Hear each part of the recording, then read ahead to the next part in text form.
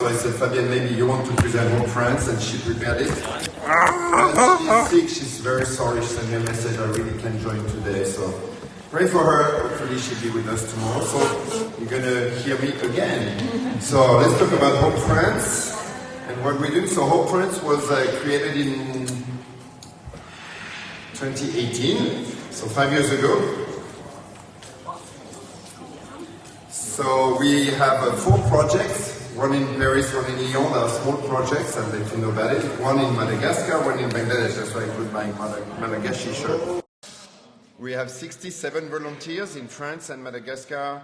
767 people helped last year, and approximately 156,000 euros raised. So this is my wife, you know, she's from Madagascar, so she did this little thing, really funny. It was not on my original PowerPoint, but she put that in there. Now everybody knows where Madagascar is, especially our American brothers, right, Ben? Before the movie you didn't know, but now you know, okay? Sorry. So actually in Madagascar we have, in Antananarivo, the capital city, we have a project that was started by Fabienne's family, by my parents-in-law. My sister-in-law was a teacher for special disabled children, specialized with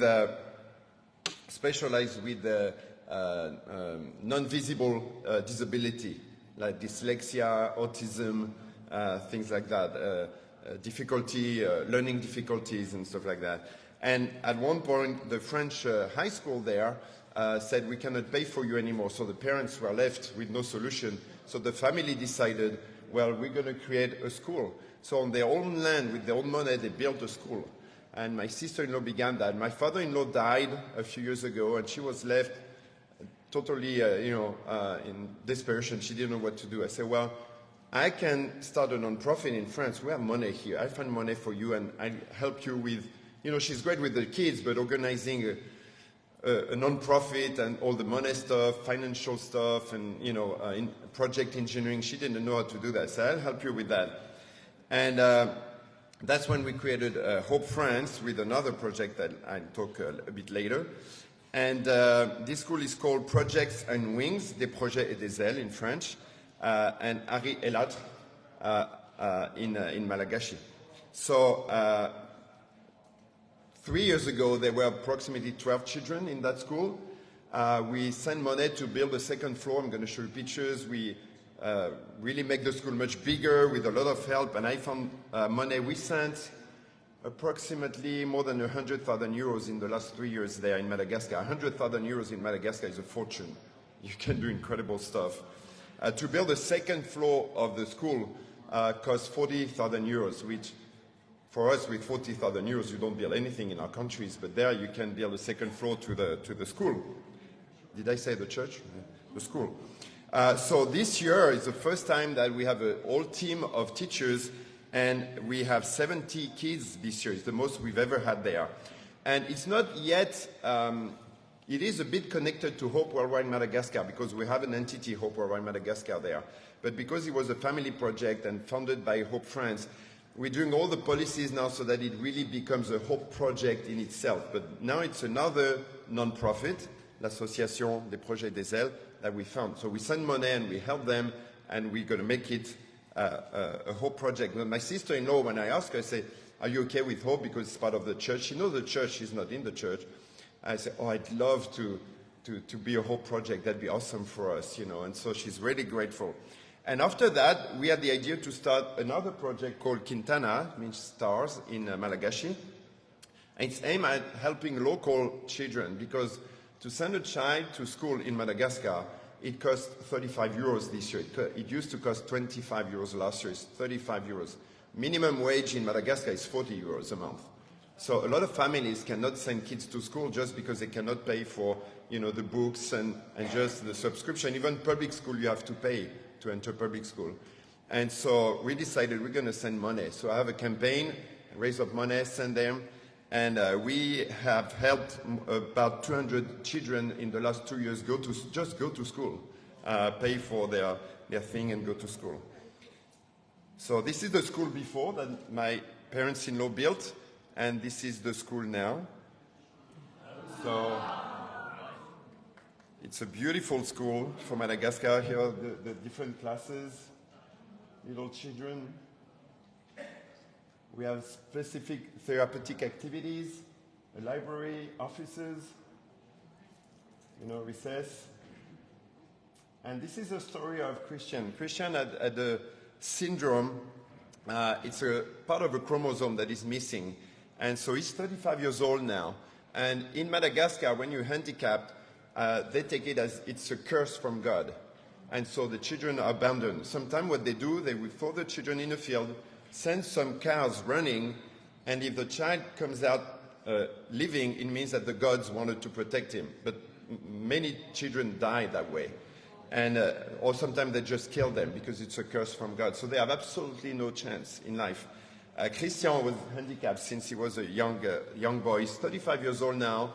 And we try to see what are his abilities, what are his competencies. He will never be able to really work in the regular world.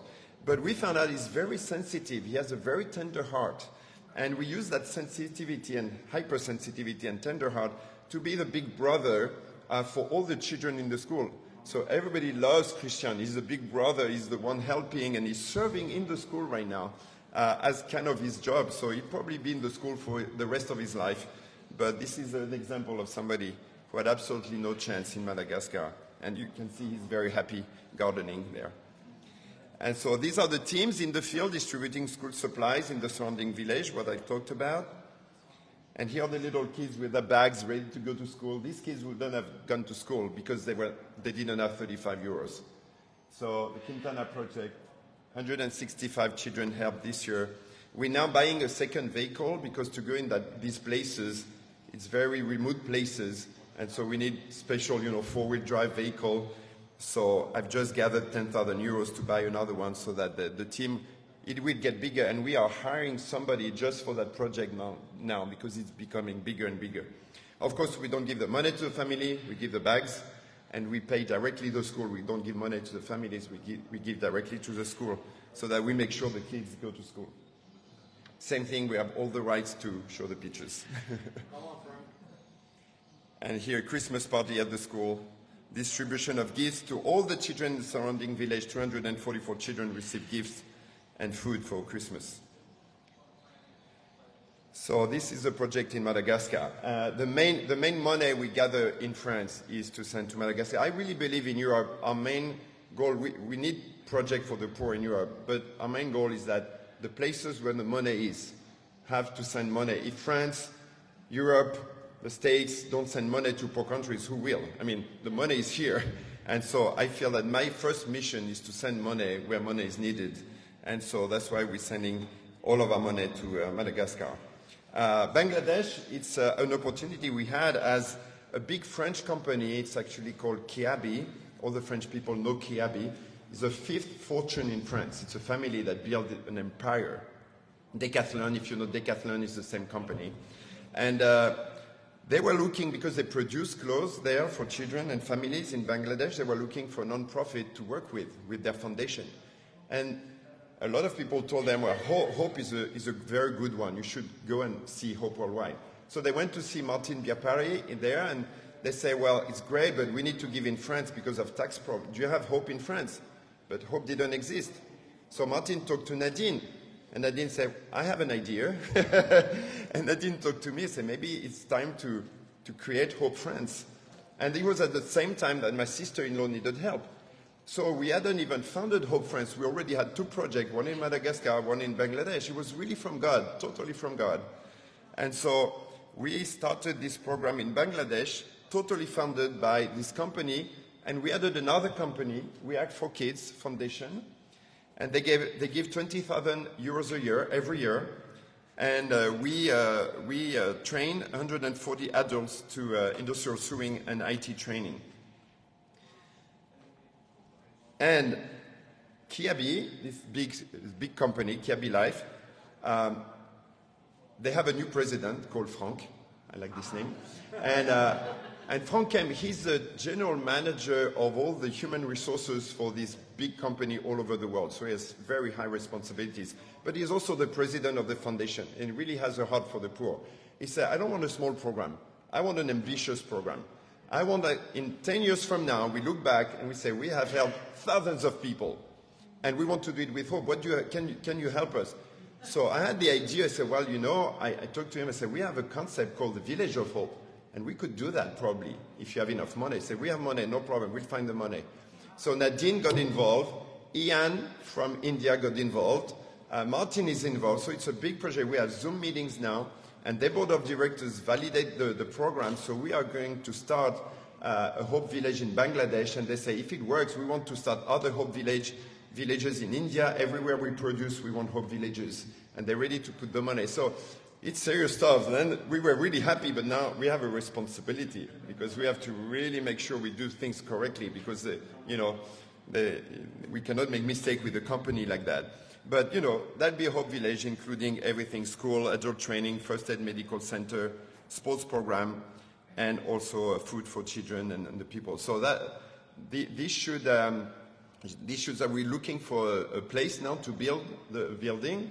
And Martin is doing a fantastic job. It's a great history of cooperation between different Hope entities all over the world. And in France, we are doing different things. We are helping Florence. Florence is in Olympic preparation for Paris 2024. She's a great sport. She's handicapped. And she has a French record in 50 meters. I don't remember exactly her time, but she beats me. I did some swimming, but she beats me now, and she would beat a lot of you. She said, I beat valid people. I say, are you kidding me? I went to see her in a competition. She swims with valid. Her arms are that long, and she has little hands here. And she beats valid people. I saw it with my eyes. I said, she has incredible legs. Now she's trained by my daughter, who's a personal trainer and dietitian, and she's preparing for Paris Olympic. And she's really awesome. Her boyfriend is really involved in volunteering for Hope also. And we're going to a nursing home, as I said, very close to my place. This is Fabienne, for those who don't know her in the middle, the reindeer. And so, because I play music and I sing, we play music, and then we spend a great time. This is a little girl, is the daughter of my neighbor. He became a disciple a few years ago, and the elderly, it's also, I didn't say that, but my job is to also manage nursing homes. So, but they just, when I go there, I'm not a director or anybody. They don't know me in that nursing home.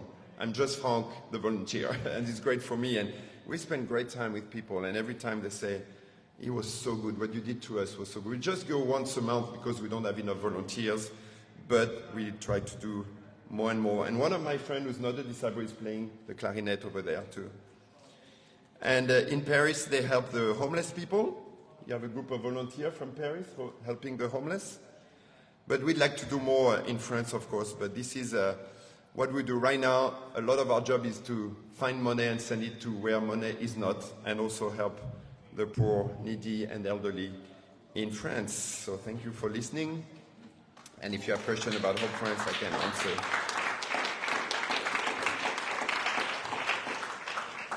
Kept my time because I don't want to take the time of my sister, or we have family problems. Ah oui, tu veux le truc? Je veux le truc, oui. Le truc. You're boring.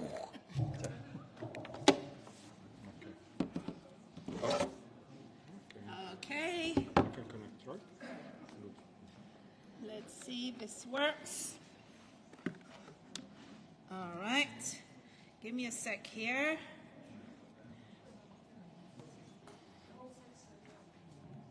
All right. Allow accessory. Yes, allow. Okay. All right. Awesome. So we're getting to the end here. Woohoo! And I think we might finish early. Yeah, even better. All right. Optimizing experience learning from one another. So this is one of my heroes. If you know me, you know I'm a bit of a feminist.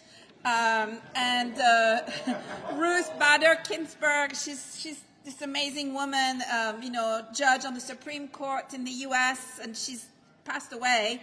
But she said, I'm a very strong believer in listening and learning from one another.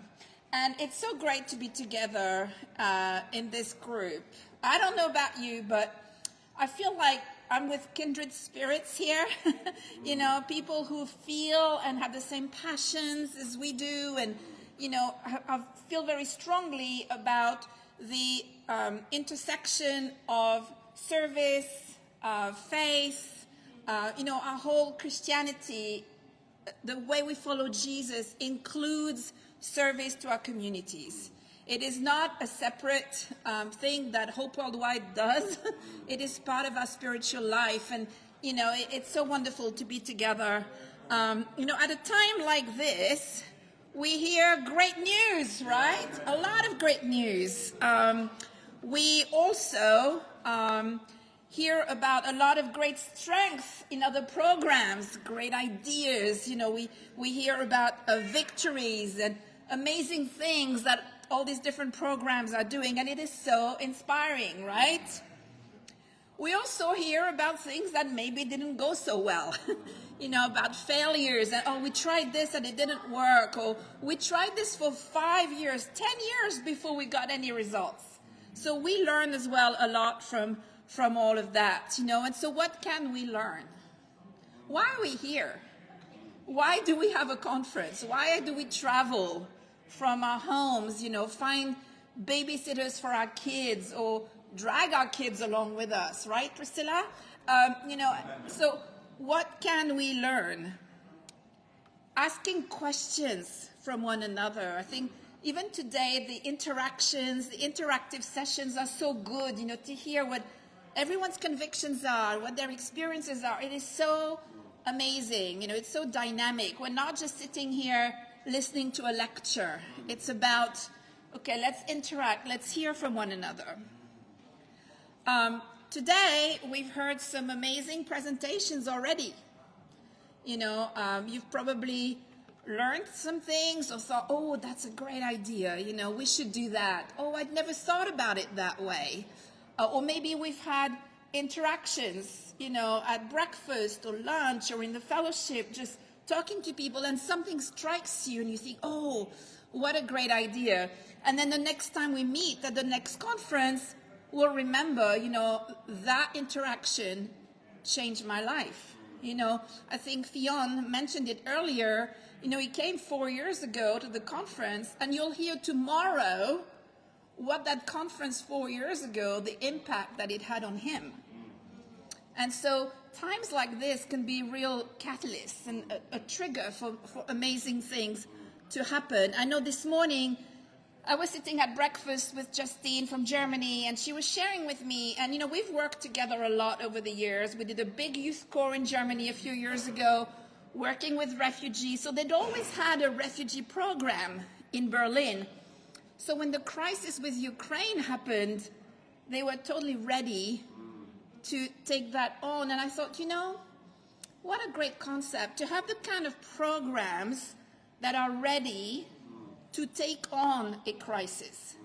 The kind of programs that are ready and set, prepared in case something happens. I so appreciate what Kevin was sharing this morning about having a disaster response team ready in Europe. So times like this are so amazing. So I don't want to speak and then do the interaction. We're going to do the interaction while I'm doing this, okay? So I want you to tell me right now, I'm going to put you on the spot, what have you learned already so far in the conference? What is one thing that you think, oh, I'm going to take this home and I'm going to do this, or I'm going to change this? So raise your hand, and they have the mics here. What have you learned? What have you decided? Yes. Yeah, in the UK we're trying to think about a new volunteer program that many of the supporters, the church members, could get involved with. And one of the things that, I can't remember now who said it, I don't remember, but said is about the beneficiaries being like co-producers, getting involved with serving the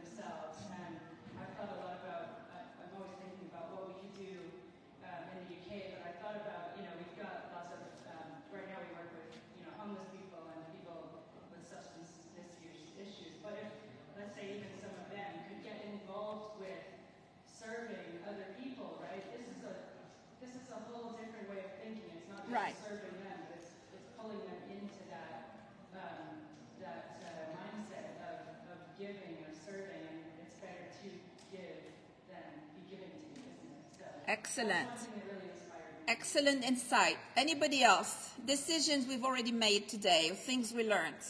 Yes.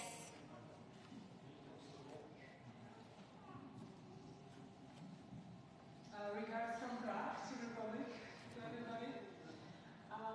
So many inspiring things, but one was really inspiring that instead of midweek, we could go and help. That seems so practical to me.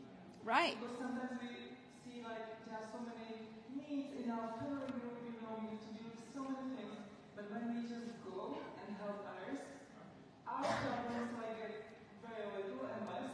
It Right. helps us. Right. You know? Exactly. So, and we all can give. Yeah. You also mentioned like we all have strengths and something to give, even if it's small, it can grow. So it was Yeah.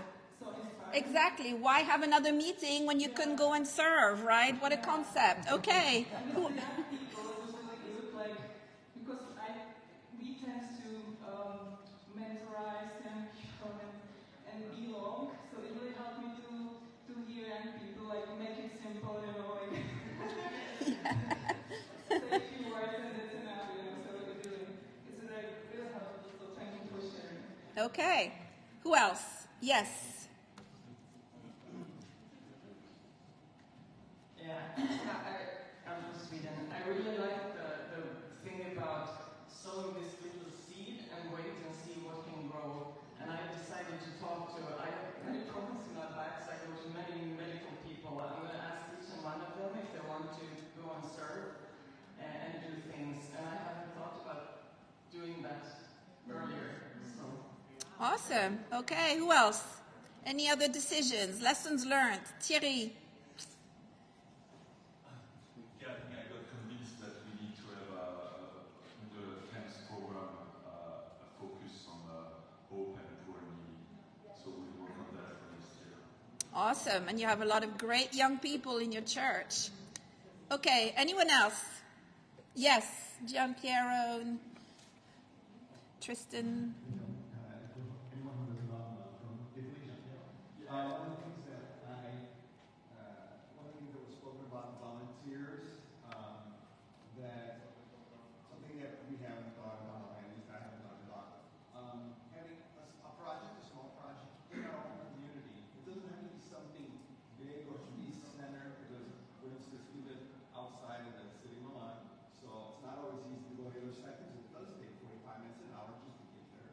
So to do something closer to our home, it can even be done in like 4 areas of the city where everybody can contribute, and it'll make a difference in our communities. Starting from small, and God can do it. Awesome. Great. I think Tristan was next, and then, yeah. Yeah, I think in a similar fashion, having a couple conversations. There was one that impacted me last night, talking to a couple guys, and I think for me, like, I think I've been sort of halted from wanting to do projects, so I feel like they have to be like, world changing in a way, we're having a conversation about how, it's hard to do this thing because the mafia controls this thing, and it's like, well, you don't have to overturn the mafia, but maybe I can start small, and then, the rest will figure it out. So I think that was really something that I think, helped me feel like not held back by my Right. desire to want to do something big and not be worried about all the different problems that could come from the changes that I want to make. But like GP said, Great. small and allowing my project, allowing God to work through the rest. Awesome. Great. Yes, so somebody already said this, but it's my decision as well. Make it accessible, so for young people to make it easy to participate. I think sometimes I want it to look complicated too, actually, because we've been in this for a long time, and a lot of things you have to think about and all that stuff. So make it much more attractive in that way to serve. Also, I was thinking about involving the young people to invite the young people. I was thinking about Samuel, for instance. He owes me, so use him on social media, and it doesn't matter. No pressure for him. He's not here. I can talk about him. Awesome. Okay, and David, I think, had something, and then Ben. Thanks. I think for me, one of the things is something Soren said about short sprints. So when people want to volunteer, if it's like a never-ending commitment, Right. it feels very daunting. If you can say, okay, we're going to do this like this, it's 3 months and done, then they feel like they've accomplished something, and that they'll still go for the next 3 months because they had a good time the first 3 months. But if you say, please come and do this thing once a month for the next 15 years, then okay, no, I'm not doing that. And Right. then start. So I think that was very good. I think the other thing, we talk a lot about the young people, which is great. Love always getting young people involved. But I was also thinking yesterday that a lot of us are getting to the age now where our friends are empty nesters, Right. retiring, they've got a bit more time on their hands. Not necessarily in the church, but also outside the church. How can we get those people involved? And like what Frank said about, I don't care where my volunteers come Right. from. Right. I just want people to help those in need. I think lots of people want to do that, but they don't know how. So if we can make that job easy for them, with Right. short sprints and make it easy for them, we can get a lot of people helping a lot of other people, and that'll make a huge difference. That's awesome. And you know, the largest, the biggest group, the fastest growing group of volunteers we have on Volunteer Corps around the world right now are people in our age group. So the people in their 50s, 60s, 70s, that's where we've seen the most growth. So that's a great point. Yeah. So I've been sitting over here wrestling whether or not to share this or not. I have several action steps, but there's one that the Holy Spirit keeps telling me to do. That I'm wrestling with, so I'm gonna verbally say it. I like to eat, and so the action step the Holy Spirit is impressing upon me is to fast. Right. And Yes. thanks. That's all I'll say. No, I need to fast, and actually, when Jane mentioned that, I immediately turned over to Isaiah 58 and read that chapter. I would encourage you to read it about just fasting and what does the Lord want from us. So I was, really convicted by that. So now that I've verbally put it out there.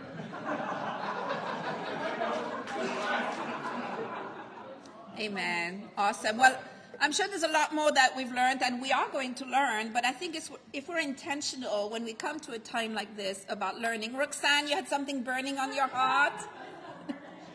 Yeah, come on. One thing that convicted me was what he shared earlier, the point number 3. Why stay and why commit to some kind of volunteering project? This is like a very nice, very encouraging question to me because in our ministry, especially the young ones, have a lot of energy, have a lot of ideas, but they're just ideas. They're not putting it in action. Right. So what I want to do right now, or Crystal and I, is to really install a commitment and responsibility to each person that has a project or idea. Do something about it, not delegate it to somebody, but do something. Because Amen. it's they're pushed somehow in their spirit and in their hearts to do something, but they're they're stopped by something like insecurity or self-doubt. But what we want to encourage is to really don't be stopped by these things, but we're here to help you. Give us ideas, first ideas, and then we each other build each other up and reach our goals. So, Awesome. Thank you, Roxanne. Next slide. Young people. You knew I was going to talk about that. What people like to call the next generation, but what I call the now generation. And when we say young people, we don't mean necessarily teenagers, even though teenagers are great, but, people in their 20s, 20 up to 35, that generation, one of the things I heard, sometimes over the years you hear a message and there's something that strikes you and you never forget it. And it was like a turning point, right? I think we can all think of something like this. A couple of years ago, it was near the beginning of the pandemic, Michael Burns shared a lesson in which he said that every older person, every mature disciple needs to be mentored by a young person. And I thought, wow, Because obviously, you know, the way we've always done things is the older people teach the younger people, and absolutely that needs to happen. Young people need mentoring, but the other way around, you know, every older person needs to be mentored by a young person. And as much as I work with young people, I hadn't actually done that. And so that day, I called one of my young friends and I said, you know, let's talk every week. I need you to mentor me. And what that did is that helped me understand the younger people. How do they think? How do they view Jesus? How do they think about community engagement and service? And, you know, it's come up a few times today that it's a little different, you know, between generations. And for us to be able to pass the baton and be able to replace ourselves, we have to be able to understand. And, you know, one of the things I always say, one thing that through the power of God we've done really, really well in Hope and in our churches is we have raised a generation of young people who are absolutely amazing. Their maturity, their spirituality, how smart and educated they are. Most of them are more educated than we were. You know, and God has raised up these young men and women, and I think for us, we have to really be intentional about crossing that bridge and reaching out to them and learn, not just taking care of them, but learning from them, actively learning from them. You know, the young people have changed my life. They've transformed my life. They've called me out. They've challenged me. They've inspired me. You know, I'm 62 years old, and, you know, I feel like the youth have injected so much energy in me to keep going. And so what I want us to do right now is I want us to share one thing that we have learned from young people. What's one thing that we have learned or are learning from people in the younger generation? Just have a few of us older ones share. Yes, Jane. So when I heard I was going to be talking at the conference, I had talked to my daughter, who was 26, and I said I'm going to be talking about my convictions, and she said, "That's okay, Mum, that's good, but whatever you do, acknowledge that other people in the room will have thought of these things before you." And you know, that was just so helpful. Like, you know, just her self-awareness helping us. Okay. Anyone else? What have we learned from young people? Yes, Maya. They are idealistic. They want to do for great success. They don't want to do something like visible or like not for success. Like they want to see result. They want to make all they have, and they make it perfect. And yes, it's usually what I met when I work with them. Yeah. It's really challenging, not kind of do, but Yeah. all hard. Okay. Awesome. Yes. Yeah, Dominique, and then Christine.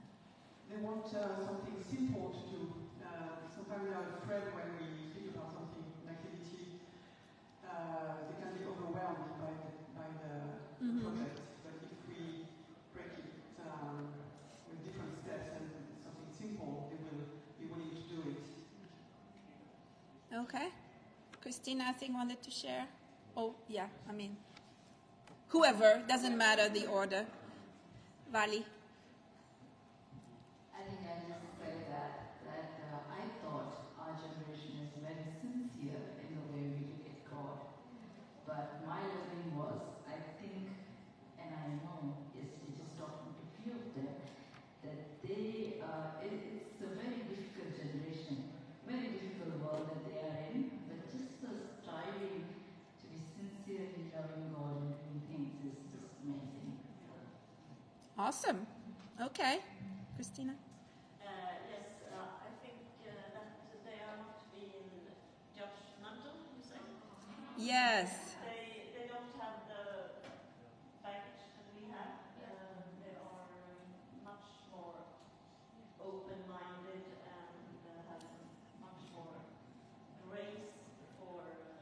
Yes. Very true. Maybe more Christ-like. Oops. Yes, Justine. Yeah, I actually wanted to say the same, so that's great. I impressed how fearless the young people also are. You know, they are very brave just to go Yes. new ways, to try things, and not too afraid to make really wrong decisions sometimes. Yeah. Mistakes. I'm really impressed by this. When I think of myself, when I was like 20, I was really completely different. So I got a lot of respect. Great. Awesome. Yes. I think just talk about young people. I have an 8-year-old daughter that really has convicted me and taught me that the young people, young from birth, I think, you know, God gave it to us to care.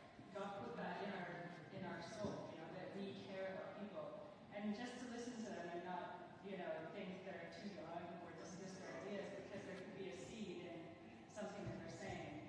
My daughter had an idea for, she hears me brainstorming, you know, with Jane or whoever, you know, in these meetings, and she just keeps wanting to interject her ideas.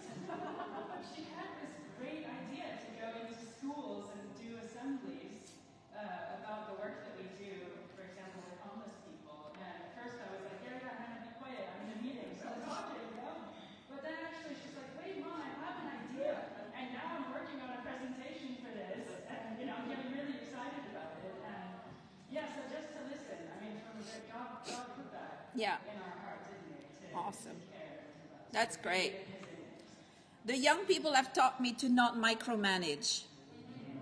You know, they've challenged me. Like, don't micromanage, you know, okay. And, you know, it's true. You know, when I was their age, when I was 24, I was in India leading churches with my husband. You know, now we have young people who are 24, 25, and, you know, sometimes it's tempting to treat them like they're too young. But actually they want, and I think Fionn was sharing that, they want the opportunity to make mistakes. They want the opportunity to do things. And so let's learn from the now generation. Practicals about learning from one another. Upscaling. You know, it's one of the things we talk a lot about at Hope Worldwide Limited is improving our skills, upscaling ourselves, being, again, intentional about not being stuck where we're at, but actually learning and expanding our capability. There is this website, it's free. I know, we love that, don't we? This website offers hundreds and hundreds of free courses in fundraising, grant writing, leadership, governance, accounting and finance, operations, marketing and communications, volunteer engagement, program management. My friend Mark Aguirre, who leads the work in South Africa, recommended this website. You create an account and you can take as many courses as you want and you get a certificate. And so, you know, this is something we can do in our own time. So this is something that's available, it's online, it's free, awesome resource. Another thing is calling one another, staying in touch in between conferences. You know, networking, communication is so important because we come to a time like this and we learn so much, but then we think, oh, I should have asked that question, or I wonder how things are going in Sweden since their presentation, and hey Thierry, what happened, you know, in Geneva, and, you know, and obviously most of us here are volunteers, we have families, we have jobs, so our time is limited. But what if we made a decision that once a month we call someone who came to this conference? Once a month. That's not too overwhelming, right? And then let's learn from one another. That's how I was trained in the ministry, is you call people, you ask questions, you find out, you know, what are they doing, how are they doing it, why are they doing it? So let's learn from one another. If we can, visit one another. Andre and William, where's William? He's here somewhere. Yeah, that's right. Came to Kathmandu. You know, the churches, and I'll share about this tomorrow when it comes to Hope Worldwide Nepal, but the churches in Europe have been so incredibly generous. We would not exist in Nepal if it wasn't for the European entities. And Hope Zurich have been very faithful over the years, supporting a midday meal program at the Hope School in Kathmandu. So we feed all of the children every day a nutritious meal, and they can have as many plates as they want. And it has enhanced their learning in an incredible way. And Andre and William came and visited. Andre visits regularly every few years, and this time he came with William. They spent a week in Kathmandu, and they loved what they saw. They loved the school. I think seeing the impact of all the work that they had been doing behind the scenes. So they decided to increase their giving and to support a breakfast program as well. So when the kids come to school in the morning, now they're going to have breakfast, and then they're going to have lunch. I mean, they're going to be so strong. But I think visiting one another's programs when we can is so incredibly helpful. They also support our vocational training program in Biratnagar, another city in Nepal.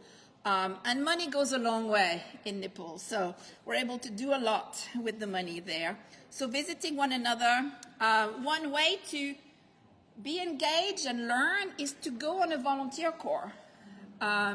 So this actually was a special volunteer corps because it was a volunteer corps that Jane initiated just for people from the UK. So usually our volunteer corps are open to anybody who wants to sign up, but I can also create a volunteer corps just for your church or your community. And so the UK did that a couple of times. So they came. You can see it was a few years ago. You may recognize some faces up there.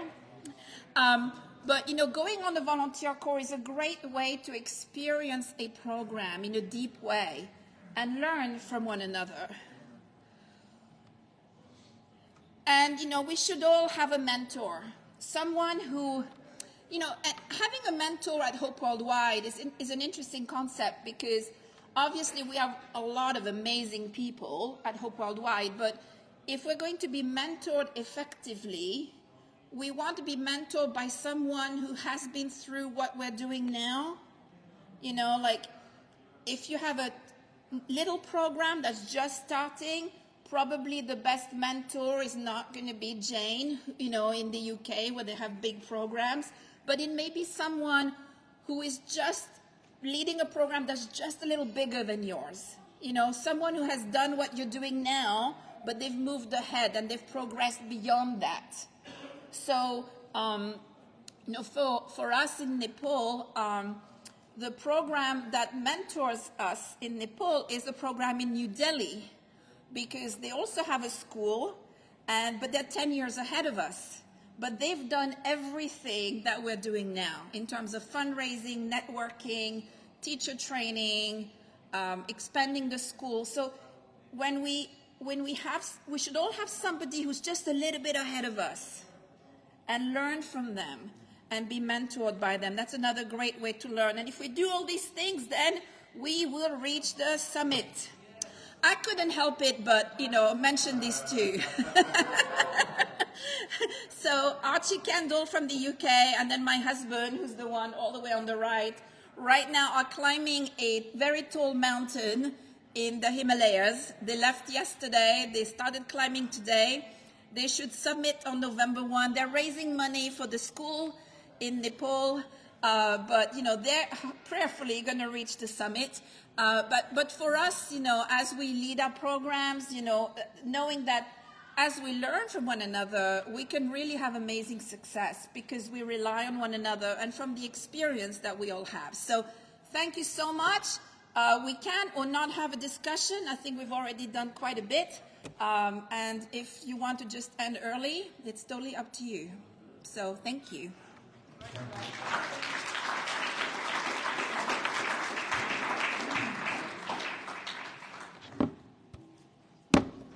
I think we're good, right? Yeah. I like short things. Thank you for the converter. It's a gift. No?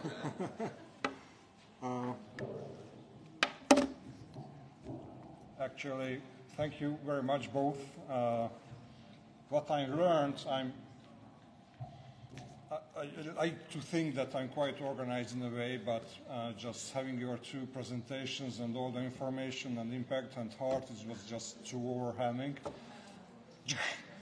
It hits in a good way, so I'm speechless.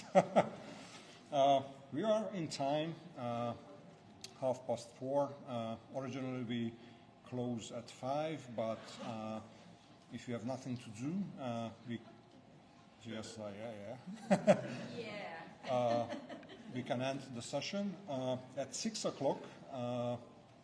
Please come back. We stay in this room, right, Kevin? Yeah, from the local church, youth, students, everybody will come, and you will have your sessions between 6 and 8, right? But anybody who is young in the spirit and wants to join can come, but it's mainly for the GSI. And that's all. Thank you very much.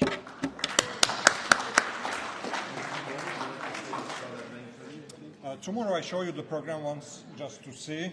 One sec.